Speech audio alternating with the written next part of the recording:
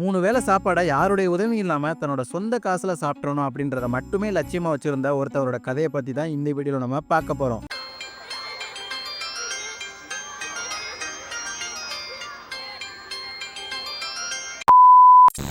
உன் கூடலாம் ஃபோட்டோ எடுத்துக்க முடியாது அப்படின்னு சொல்லி ஒதுக்கினவங்க மத்தியில் இன்னைக்கு இவர் கூட ஃபோட்டோ எடுத்துக்கணும் அப்படின்னு சொல்லிட்டு லட்சக்கணக்கான மக்கள் விரும்புகிற அளவுக்கு வளர்ந்துருக்காரு.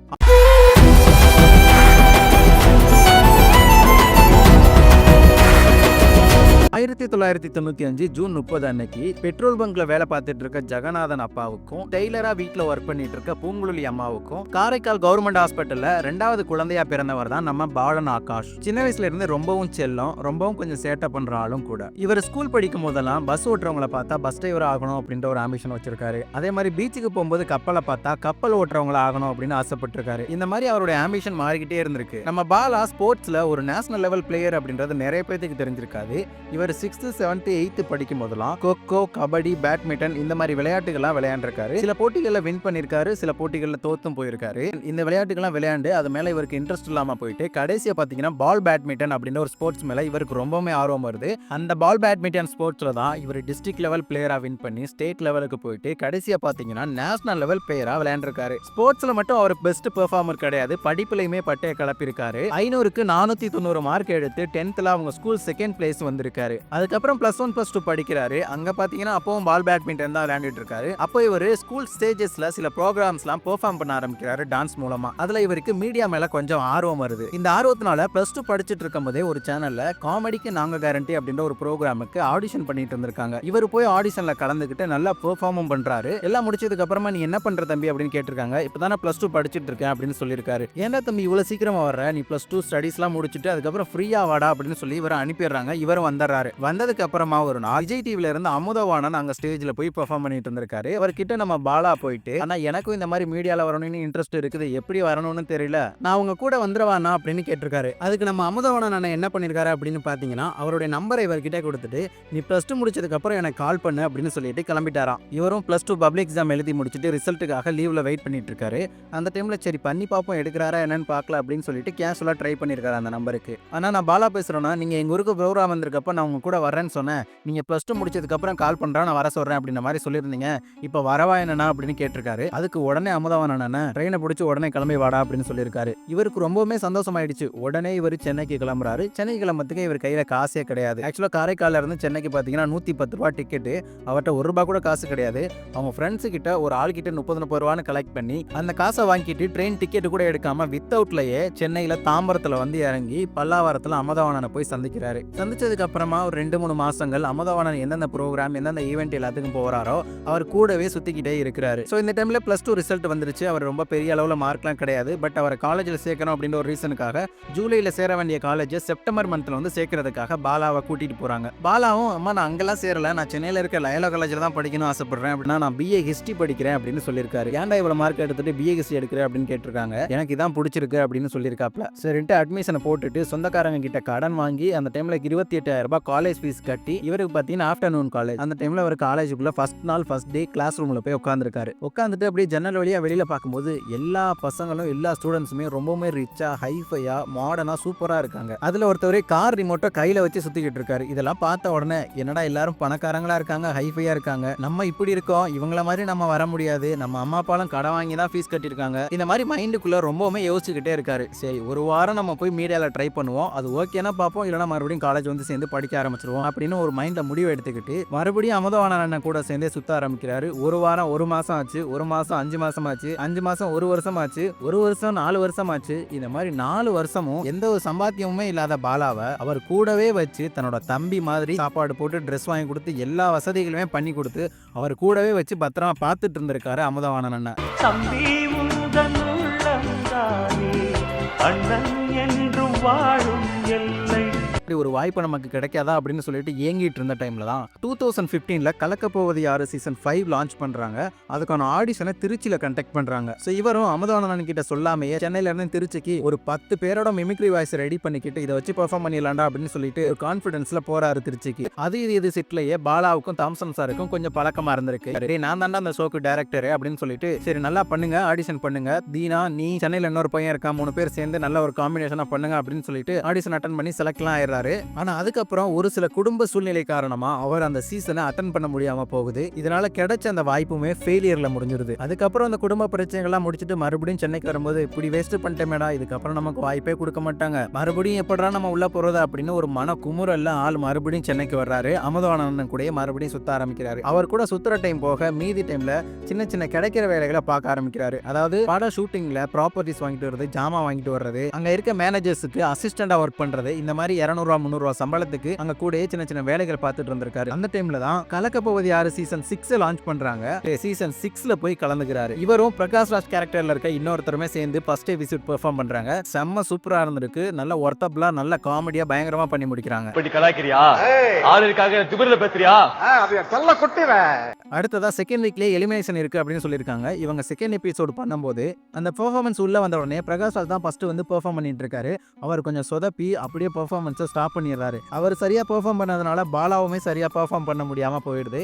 இதனால அந்த வீக்கோட எலிமினேஷன்ல இவங்களுடைய பேரும் வருது. ஸோ அவ்வளோதாண்டா எலிமினேஷன் பண்ணிட்டாங்க, சோழி முடிஞ்சு அப்படின்னு நினைச்சிட்டு இருக்கும்போது அந்த சீசன் ஜட்ஜா இருந்த பிரியங்கா, இவன் என்ன தப்பு பண்ணா, அவர் தானே தப்பு பண்ணாரு, அதுக்கப்புறம் தானே இவன் வந்தான், இவனுக்கு ஒரு வாய்ப்பு கொடுக்கணும் அப்படின்னு சொல்லிட்டு பாலாவை எலிமினேஷன் பண்ணாம பாலாவுக்கு அடுத்தடுத்த வாய்ப்புகள் கொடுக்குறாங்க. அதுக்கப்புறம் இன்னும் 2-3 பேர் கூட சேர்ந்து காம்பினேஷன்ல பண்றாரு, ரக்ஷன் கூட காம்போல பண்றாரு. இந்த மாதிரி சோலோவா காம்போவா நல்லா பெர்ஃபார்ம் பண்ணி செமிஃபைனல் முடிச்சு ஃபைனலுக்கு வந்து டைட்டில் வின்னரே ஆயிடுறாரு. வினோத் அண்ட் பாலா 2 பேர் சேர்ந்து டைட்டில் வின்னர் அடிக்கிறாங்க. அவ்வளவுதாண்டா நம்ம டைட்டில் அடிச்சிட்டோம்டா, இதுக்கப்புறம் நம்ம லைஃபே சேஞ்ச் ஆக போதா அப்படின்னு நினைச்சிட்டு இருக்கும்போது இவர் மேல ஏகப்பட்ட விமர்சனங்கள் நெகட்டிவிட்டி பரவி இருக்கு. உனக்கெல்லாம் யாரா டைட்டில் கொடுத்தது, உன்னெல்லாம் யாரா வின் பண்ண வச்சது, நீ எல்லாம் எப்படிடா வின் ஆன அப்படின்னு சொல்லிட்டு ரொம்பவுமே மட்டமா அவரை திட்ட ஆரம்பிக்கிறாங்க. பாக்குற எல்லாருமே நீ எல்லாம் டைட்டில் ஜெயிச்சது நியாயமே இல்லடா அப்படின்னு சொல்லிட்டு பயங்கரமா அவர் மேல ஹேட் ரேட்டை பரப்பிட்டு இருக்காங்க.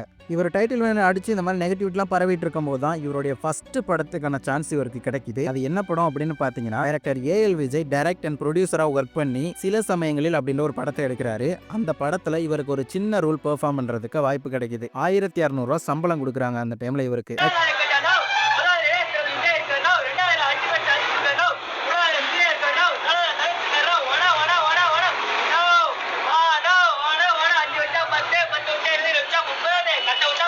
அந்த படம் பார்த்தீங்கன்னா நெட்ஃப்ளிக்ஸ்ல இருக்கு. டைட்டில் அடிச்சாச்சு, ஒரு படத்துலையும் நடிச்சாச்சு, இதுக்கப்புறம் நம்ம லைஃப் மாறப்போகுது அப்படின்னு நினைச்சா மறுபடியும் விஜய் டிவி ஷோஸ்க்கு தான் இவர் போக வேண்டிய சூழ்நிலை அமையுது.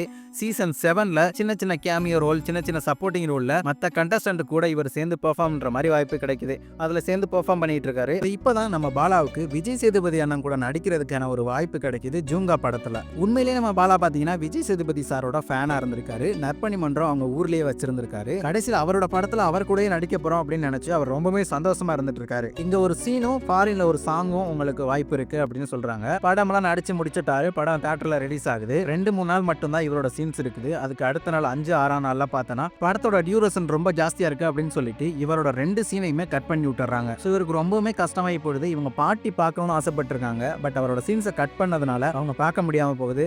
இதை நினைச்சு ரொம்பவுமே ஃபீல் பண்றாரு. அப்படி இல்லைன்னா மியூசிக் டைரக்டர்லாம் ஹீரோவா பண்றாங்க, ஹீரோலாம் மியூசிக் டைரக்டர் பண்றாங்க இல்லையா, அந்த கேட்டகரினா முடிய பார்க்கும்போதே நினைச்சேன்.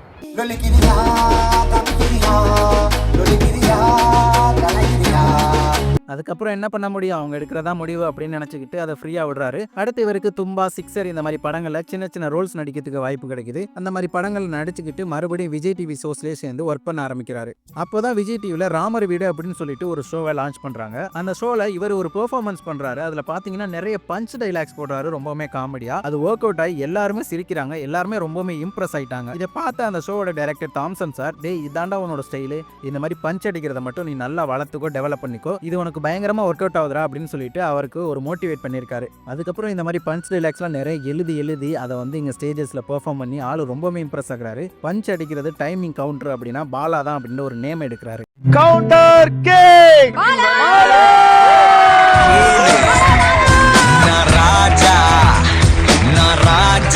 இப்போதான் 2020ல ஒரு குக்கிங் ஷோல இவருக்கு வாய்ப்பு கிடைக்குது. அதுதான் குக் வித் கோமாளி சீசன் 1. அதுல இவர் கோமாளியா பெர்ஃபார்ம் பண்றாரு. ஷோ பயங்கரமா ஹிட் ஆகுது. இவருக்கும் ஒரு நல்ல நேம் கிடைக்குது.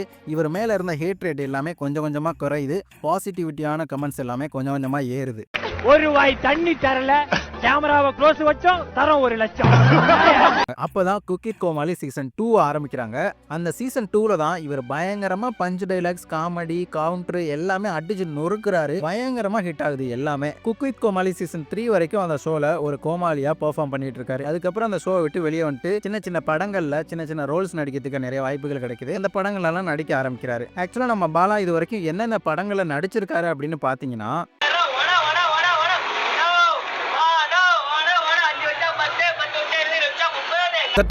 அப்படி இல்லைன்னா மியூசிக் டைரக்டர்லாம் ஹீரோவாக பண்ணுறாங்க, ஹீரோலாம் மியூசிக் டைரக்டர் பண்ணுறாங்க இல்லையா, அந்த கேட்டகரினா முடிய அண்ணே. நாளைக்கு ரொம்ப சந்தோஷமா இருக்கேன். ஏன் இதுக்கு முன்னாடி நீ இருந்ததே இல்லையா? இன்னைக்கு டாப் ஸ்லிப்கே நியூ இயர் மாதிரி டான்ஸ் வந்திருக்காரு. அவரை பார்த்தா போயிட்டுக்கண்ணே. நட்டு மார்க்கெட்ல அவன் பாடி தொங்கணும். எனக்கு என்னமோ அவன் பாடி போடுவான்னு தோணலண்ணே. டானுனா ஓசிக்குடி, டானுனா எச்சக்குடி, டானு வாங்கிட்டு வருவான் சரக்கு எடுத்து அடி. மாப்ள யார் இந்த பிச்சைக்காரன்? மாமாவை காணோம். ஹே இடியாப்பம்ஸ், ஐ அம் மாமா. இன்ஸ்ட்ருமெண்ட்ஸ் எல்லாம் பேக் பண்ணுங்க. என்ன 6 மாசத்துக்கு நமக்கு இந்த ப்ரோகிராமும் இல்ல. இதையாவது ஓகே பண்ணலாம்ல? 6 மாசமா? சி ரேக்கிங் பண்ணி தான் அவளை காலேஜ் எடுத்துக்கணும் அவசியம் இல்ல. நீ கையை தூக்கு, அந்த நாத்தத்திலே ஓடிடுவா. பின்ன என்னடா கழுவாத லஞ்ச் பாக்ஸ் ஒரு வாரம் கழிச்சு ஓபன் பண்ண மாதிரி இந்த நாத்தம் அடிக்குது. நாம கோயிலுக்கே வந்துட்டோம். இப்போவும் நமக்கு பேர் புறாதான். ஆனால் இந்த மனுஷங்க மட்டும் கோயிலுக்குள்ளே போயிட்டு வரும்போது தன்னை ஹிந்துன்னு சொல்லிக்குவாங்க.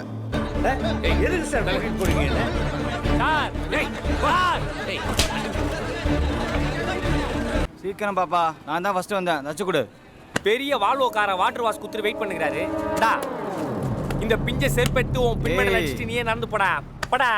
Good morning sir. Good morning sir. Reporting Thangadurai. Reporting Singadurai. Car ரெடியா? நீங்க கொடுத்த காசுல பரபரப்பா காரை ரெடி பண்ணி கொண்டு வந்திருக்கோம் சார். மூளை அடிப்பு அடிப்பு அடிப்பு அடி அடி அடி வந்து வந்து வந்து கரந்து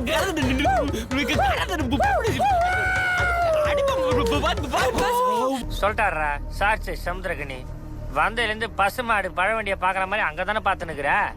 நீ டீசனை பற்றி பேசுறியா? பார்த்துக்க.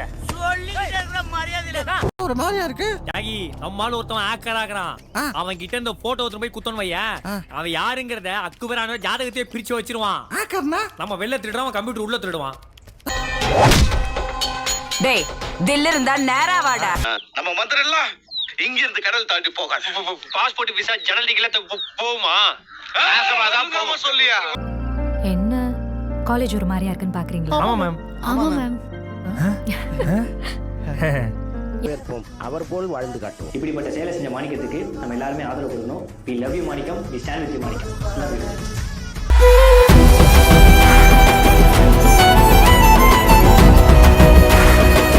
ஸோ இத்தனை படங்கள் இவர் நடித்து வெளியே வந்த படங்கள். பட் இவர் நடித்து இவர் சீனை கட் பண்ணி வெளியில் வந்த படங்கள் நிறைய இருக்குது. இந்த மாதிரி இவரோட ப்ரொஃபஷனல் கெரியர் ஒரு பக்கம் போயிட்டு இருக்கும்போது எப்படி இவர் மக்களுக்கு சேவை செய்கிற ஒரு ஹெல்பிங் ஹேண்டாக மாறினாரு அப்படின்னு பார்த்தோம்னா, இவர் கலக்க போவது யாரில் டைட்டில் அடிச்சதுக்கு அப்புறமா மறுபடியும் விஜய் டிவி ஷோஸில் தான் ஒர்க் பண்ணிட்டு இருந்தாரு. அதே மாதிரி சில ஈவெண்ட்ஸ்லாம் போயிட்டு இருந்திருப்பாரு. இந்த மாதிரி டைம்லேயே இவர் சின்ன சின்ன உதவிகள் இவர் சம்பாதிக்கிற காசை வச்சு நிறைய பேருக்கு பண்ணிக்கிட்டு தான் இருந்திருக்காரு. மெயினாக இவருக்கு நிறைய பண்ணணும் அப்படின்னு ஆசை வந்ததுக்கு மெயின் ரீசன் பார்த்தீங்கன்னா, விஜய் டிவியில் ஒரு புது ப்ரோக்ராம் ஸ்டார்ட் பண்ணி அதுக்கான ஆடிஷன்ஸ் வைக்கிறாங்க. அந்த ஆடிஷன்ல பார்ட்டிசிபேட் பண்ண ஒரு பொண்ணு வர்றாங்க. அந்த பொண்ணு நேரா இவர்கிட்ட வந்து, அண்ணா நான் அந்த மாதிரி படிக்க முடியாம இருக்கேன், எனக்கு காலேஜ் ஃபீஸ் கட்டுறதுக்காக யாராச்சும் இருந்தா சொல்லுங்கண்ணா அப்படின்னு சொல்றாங்க. இவர் உடனே எதுக்கு அடுத்தவங்கிட்ட போய் கேட்கணும், நம்மளே கட்டலாமே அப்படின்னு சொல்லிட்டு அந்த டைம்ல இவருக்கு ஒரு ஈவெண்ட் போனா ஒரு ப்ரோக்ராம் பண்ணா 3000-4000 தான் பேமெண்ட் கொடுப்பாங்க. ஒரு 5-6 ஈவெண்ட் போயிட்டு அந்த பணத்தை சேர்த்து அந்த பொண்ணுக்கு காலேஜ் ஃபீஸ் கட்டிடுறாரு. இப்போ அந்த பொண்ணோட அம்மா இவர்கிட்ட ஃபோன் பண்ணி ரொம்பவே நன்றி தெரிவிச்சு ரொம்பவே ஃபீல் பண்ணி கண் கலங்கி ரொம்பவே அழுதுகிட்டு பேசுறாங்க. ரொம்ப நன்றிப்பா அப்படின்னா சொல்லி அவங்க அந்த மாதிரி கால் பண்ணி இவர்கிட்ட பேசினது ஒரு வித்தியாசமான ஃபீலிங்கை கொடுக்குது. ரொம்பவே பெருமையா ஒரு அவார்டு வாங்கின மாதிரி ஃபீல் பண்றாரு. இதே மாதிரி இன்னொரு பையனும் இவர்கிட்ட வந்துட்டு, அண்ணா நான் உங்களை டிவியில பார்த்துருக்கேன், என்னோட படிப்புக்கு ஃபீஸ் கட்ட முடியல, கொஞ்சம் ஹெல்ப் பண்ண முடியுமாண்ணா அப்படின்னு கேட்கிறாரு. எவ்வளோப்பா ஃபீஸ் அப்படின்னு கேட்டால் 60,000 ரூபா அப்படின்னு சொல்றாரு. கிட்டத்தட்ட ஒரு 1.5 மாசத்துக்கு இவர் நிறைய ஈவெண்ட் ஷோஸ் இதெல்லாம் அட்டன் பண்ணி அதுக்கான பேமெண்ட்லாம் சேர்த்து 60,000 ரூபாயை இவருக்கு கொண்டு போய் ஃபீஸ் கட்டிடுறாரு. அதுக்கப்புறம் அந்த பையனோட அப்பா பாலாவுக்கு கால் பண்ணி ரொம்ப நன்றிப்பா அப்படின்னு சொல்லிட்டு மறுபடியும் பாலாவா ஒரு எமோஷனலா நன்றி சொல்லி பேசுறாங்க. அந்த ஃபீல் இவருக்கு ரொம்ப ரொம்ப பிடிச்சிருக்குது. ஸோ அப்போதான் இவர் முடிவு பண்றாரு, இந்த மாதிரி இல்லாதவங்களும் நம்ம படிக்க வைக்கலாம் அப்படின்னு அப்படின்னு சொல்லிட்டு உடனே சென்னை வியாசர்பாடியில் இருக்க ஆல் தி சில்ட்ரன்ஸ் ஹோம்ல போயிட்டு அங்கே கஷ்டப்படுற நல்லா படிக்கிற பையங்களா தேர்ந்தெடுத்து அந்த பசங்களுக்கான படிப்பு செலவை இவர் ஏற்றிக்கிட்டு படிக்க வைக்கிறாரு. அந்த ஹோம்ல இருந்து இவருக்கு கால் பண்ணி, இப்பா அந்த 2 பசங்களும் சூப்பராக படிக்கிறாங்கப்பா, நல்லா ஸ்கூல்ல சேர்த்து விட்டுருக்கீங்க அப்படின்னு பாலா கிட்ட சொன்ன உடனே இவருக்கு ரொம்பவுமே சந்தோஷமாகுது, ஒரு மன திருப்தி கிடைக்குது. ஸோ இந்த மாதிரி 2-3 சின்ன உதவிகள் செஞ்சது மூலமா அவருக்கு மன நிம்மதி, மன திருப்தி, ஒரு சந்தோஷம் கிடைச்சிருக்குது. அதன் மூலமா தான் நம்ம கஷ்டப்படுற நிறைய பேருக்கு நிறைய உதவிகள் செய்யணும் அப்படின்ற எண்ணமே அவருக்குள்ள வருது. ஸோ அதுக்கப்புறம் தான் நிறைய ஏழை மக்கள், விளிம்பு நிலை மக்கள், ரொம்ப கஷ்டப்படுறவங்களுக்கு நிறைய உதவிகள் பண்ண ஆரம்பிக்கிறாரு. அவர் மக்களுக்கு செஞ்ச உதவிகள் அப்படின்னு பார்த்தீங்கன்னா எக்கச்சக்கமா இருக்கு.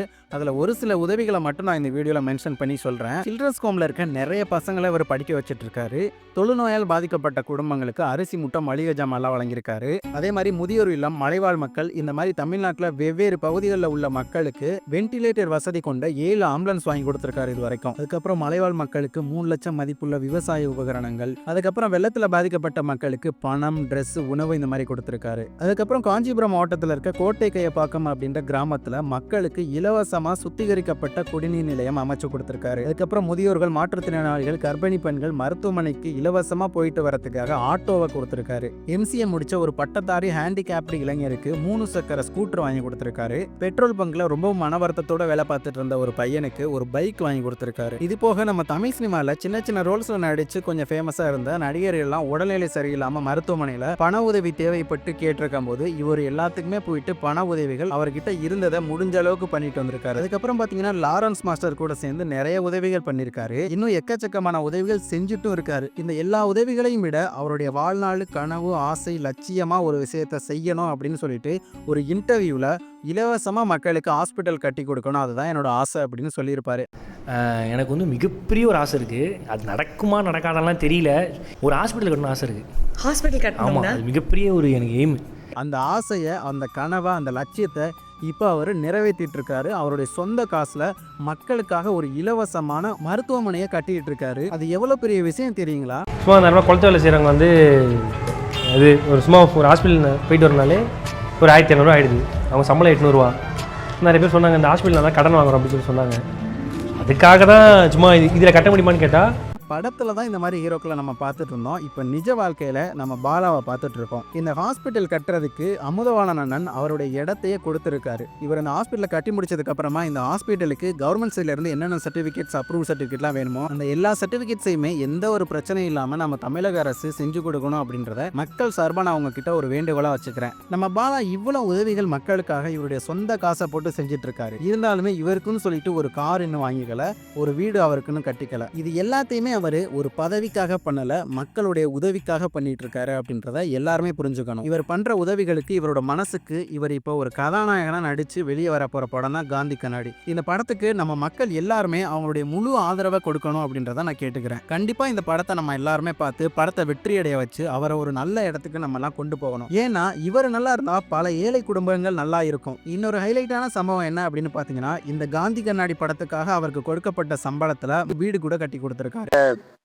படம் பண்றதுனால தான் என்னால் வந்து அந்த சம்பளத்திலேருந்து தான் இன்னைக்கு நான் 2 வீடு வந்து கட்டி கொடுத்துருக்கிறேன். ஸோ பாலானா, நீங்கள் பல வருஷம் நல்லா இருக்கணும், பல சேவைகை பண்ணிக்கிட்டே இருக்கணும். உங்களுடைய மிகப்பெரிய ரசிகன் நான். உங்களோட காந்தி கண்ணாடி படத்தை நாங்கள்லாம் கண்டிப்பாக போய் பார்க்குறோம். படம் வெற்றி பெற வாழ்த்துக்கள் அண்ணா. ஸோ வீடியோவில் தான் வீடியோ முடிஞ்சிச்சு. இந்த வீடியோ எப்படி இருந்துச்சு, பாலா அண்ணனை பற்றி நீங்கள் என்ன நினைக்கிறீங்க? ஒருவேளை காந்தி கண்ணாடி படம் பார்த்துருந்தீங்கன்னா அந்த படத்தை பற்றி, இந்த 3 விஷயங்களை பற்றியுமே கமெண்ட்டில் சொல்லிட்டு போயிருங்க. நெக்ஸ்ட் ஒரு நல்ல வீடியோவில் வந்து உங்களை சந்திக்கிறேன். தேங்க்ஸ் ஃபார் வாட்சிங் ஃப்ரெண்ட்ஸ்.